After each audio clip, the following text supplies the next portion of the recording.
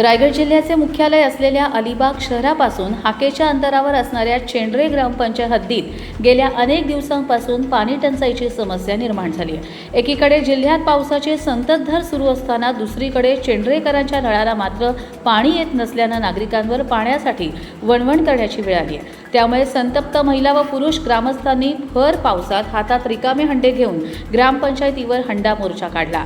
शेकाप नेते दत्ता ढवळे आणि ॲडव्होकेट परेश देशमुख यांच्या उपस्थितीत पिंपळभाट येथून निघालेल्या या मोर्चाने प्रशासनाचे लक्ष वेधले। चेंडरे ग्रामपंचायत ही अलिबाग शहरालगतची महत्त्वाची ग्रामपंचायत असून ग्रामस्थांच्या म्हणण्यानुसार तिची लोकसंख्या अलिबाग नगर परिषदेपेक्षाही अधिक आहे। वाढती लोकसंख्या, झपाट्याने होणारे नागरीकरण आणि मोठ्या प्रमाणावर सुरू असलेली बांधकामं यामुळे पाण्याची मागणी वाढते। मात्र त्या तुलनेत पाणी पुरवठ्याची व्यवस्था अपुरी पडत असल्याचा आरोप ग्रामस्थांनी केला।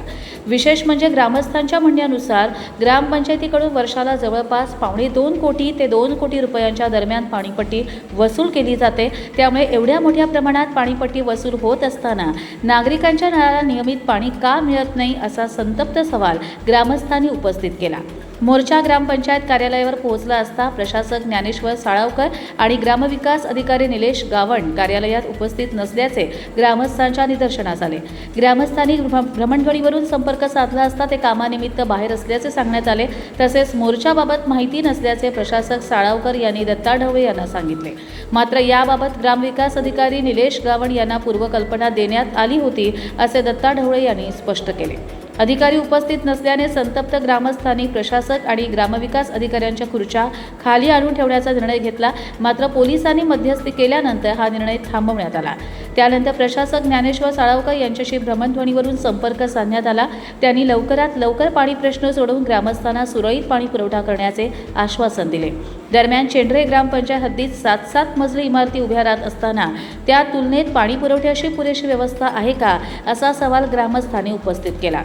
पाण्याची व्यवस्था अपुरी असताना एवढ्या मोठ्या इमारतींना बांधकाम परवानगी कशी दिली जाते असा थेट प्रश्न प्रशासनाला विचारण्यात आला। ग्रामस्थांनी ग्रामपंचायतीला निवेदन देत पाणी पुरवठा तातडीने सुरळीत करून नागरिकांची गैरसोय दूर करण्याची आग्रही मागणी केली। जिल्ह्याचे मुख्यालय असलेल्या अलिबागपासून हाकेच्या अंतरावर असलेल्या चेंडरेकरांना पाण्यासाठी हंडा घेऊन रस्त्यावर उतरावे लागणं हा प्रशासनाच्या पाणी पुरवठा व्यवस्थेवर प्रश्नचिन्ह उपस्थित करणारा प्रकार असल्याची भावना ग्रामस्थांनी व्यक्त केली।